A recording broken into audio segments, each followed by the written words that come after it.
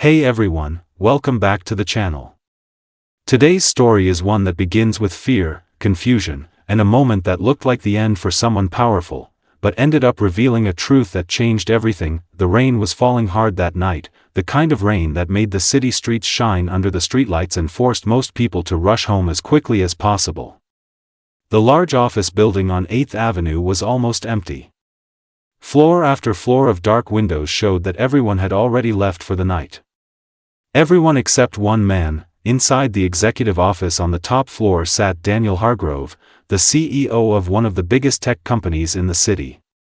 Daniel was known for many things: his billion-dollar deals, his sharp mind, and his strict personality. People respected him, but they also feared him. He was the kind of man who always looked in control, but tonight, Daniel Hargrove did not look like a man in control. He sat in his office chair, his breathing shaky, his hands gripping the armrests tightly. Across the room stood a man near the door. A tall man wearing simple work clothes and a worn jacket. His name was Marcus Hale. Marcus was a janitor in the building. At least, that's what everyone believed. The security cameras had been temporarily disabled because of a storm-related power issue, and the building had mostly emptied out. When Daniel heard footsteps in his office earlier, he assumed it was security doing their final round. But when he looked up, he saw Marcus standing quietly in the doorway, and now the silence between them was heavy. Daniel's voice trembled slightly as he spoke. "Please, just make it fast." His eyes were fixed on Marcus, and the fear in them was real. Marcus didn't move at first. He simply stood there, watching the CEO carefully. The rain tapped loudly against the tall glass windows behind Daniel's desk. For a moment, it looked like Marcus might actually do something dangerous, but then something unexpected happened. Marcus slowly reached up and pulled off his jacket. The movement made Daniel flinch slightly, expecting the worst. But when the jacket slid off Marcus's shoulders and dropped onto a nearby chair, the room suddenly felt different, because underneath that worn jacket, Marcus wasn't just a janitor. Under the jacket was a fitted shoulder holster, but instead of a weapon aimed at Daniel, Marcus calmly removed a small badge from inside the holster and held it up. The badge caught the light from the desk lamp. Daniel blinked in confusion. Marcus spoke calmly. "My name isn't Marcus Hale." He paused. "It's Detective Marcus Kane." The room went silent. Daniel stared at him, trying to understand what was happening. What are you talking about?" the CEO asked. Marcus, Detective Kane, stepped closer, but his movements were controlled and calm. "For the past 6 months, he said, I've been working undercover in this building." Daniel frowned. "Undercover? For what?" Marcus looked directly into his eyes. "For you." Daniel's face turned pale. For months, Daniel had assumed Marcus was just another quiet worker in the building. The kind of person people barely noticed.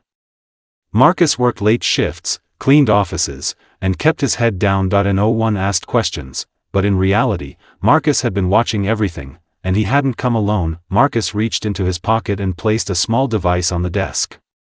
A tiny blinking recorder. Daniel stared at it. "You've been recording me?" he asked. Marcus didn't answer immediately. Instead, he said something that made Daniel's heart drop. "Daniel Hargrove, you're suspected of being involved in a massive financial fraud scheme." Daniel slammed his hand on the desk. "That's ridiculous." His voice echoed through the large office, but Marcus didn't react. "You've been moving millions through offshore accounts," Marcus continued. "Hidden partnerships. Fake contracts. Money that disappeared from investors." Daniel shook his head quickly. No, that's not true. You've got the wrong person." Marcus watched him carefully, but then something strange happened. Instead of arguing further, Daniel slowly leaned back in his chair and closed his eyes. His voice came out softer this time. "Please, just make it fast." Marcus frowned. "That's the second time you've said that tonight." Daniel didn't respond. The detective studied him closely now. The fear in Daniel's eyes didn't look like the fear of a criminal being caught. It looked like something else, something deeper. Marcus took another step closer. "Why would you say that?"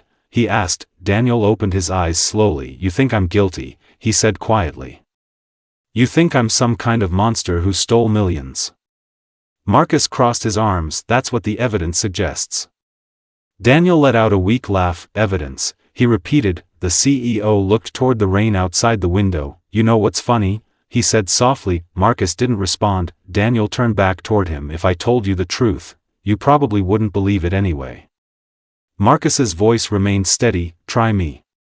For a long moment, Daniel stayed silent, then he spoke again. 3 years ago, he said slowly, my company started losing money. A lot of money. Marcus listened carefully. We were developing a new medical technology, Daniel continued. Something that could change lives. But investors started pulling out. They wanted quick profit, not long-term research. Daniel looked down at his desk. I had 2 choices, he said, shut down the project, or find money somewhere else. Marcus's expression didn't change. And you chose fraud? He asked. Daniel shook his head immediately. No, he leaned forward slightly. I chose sacrifice. Marcus frowned. Daniel continued. The money you think I stole. I moved it. Temporarily. Into private research labs. Marcus blinked. What? Daniel opened a drawer and slowly pulled out a thick folder. He slid it across the desk. Marcus picked it up cautiously. Inside were documents, medical reports, research data, and photos of hospitals, photos of children, photos of people receiving treatments. Marcus's eyes moved across the pages. This, he said quietly. Daniel nodded. The technology we were building, the CEO said, is a neural implant designed to help paralyzed patients regain movement. Marcus looked up slowly. My younger brother was paralyzed in an accident when we were kids, Daniel added quietly. He spent his whole life in a wheelchair. The detective's expression softened slightly. He died 2 years ago, Daniel continued. Before we finished the project. The rain outside seemed louder now. So yes, Daniel said. I moved money. But not for luxury. Not for yachts or mansions. He tapped the folder. For this. Marcus flipped through more pages. Every document looked real, medical signatures, patient case studies, funding transfers. If what Daniel was saying was true, this wasn't fraud, this was something else entirely. Marcus slowly closed the folder. You could have told the authorities, he said. Daniel laughed quietly again. Do you think investors care about paralyzed patients? He asked. They care about profits. He looked Marcus straight in the eye. If the board discovered where the money went, they would shut everything down. Marcus thought carefully. But hiding millions still breaks the law, he said. Daniel nodded. I know. For a moment, neither man spoke. Then Daniel said something that surprised Marcus. The prototype is finished. Marcus blinked. What? Daniel stood up slowly. The first successful implant surgery happened this morning. Marcus stared at him, and, he asked. Daniel's voice shook slightly. The patient moved their hand for the first time in 6 years. The detective felt a chill run through him. Daniel looked exhausted now. So if you came here to arrest me, the CEO said quietly, go ahead. He spread his hands slightly. But at least now you know why I did it. Marcus stood there silently. The room felt completely different now. The powerful CEO who once seemed untouchable now looked like a tired man carrying years of weight. Finally, Marcus took a deep breath. Then he did something unexpected. He reached into his pocket and turned off the recorder. Daniel looked confused. What are you doing? He asked. Marcus didn't answer right away. Instead, he walked to the window and looked out at the rain. You know, Marcus said slowly, I became a cop because my daughter was born with a spinal condition. Daniel looked up sharply. She's 10 now, Marcus continued. Doctors say she may never walk. The detective turned back toward him. So when you say this technology could help people like that, he paused. Daniel nodded slowly. Marcus stared at the folder again. Then he said something Daniel never expected to hear. Tomorrow morning, Marcus said, I'm going to bring a team here. Daniel's face fell. But not to arrest you. Daniel froze. Marcus continued. We're going to verify every document in that folder. He looked Daniel directly in the eyes. And if what you told me tonight is true, the detective paused.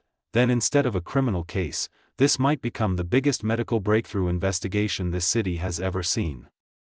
Daniel sat down slowly, stunned. For the first time that night, hope appeared on his face. Marcus picked up his jacket from the chair. Before putting it back on, he looked at Daniel one more time. You told me to make it fast earlier, he said. Daniel nodded quietly. Marcus gave a small smile. Good thing I didn't.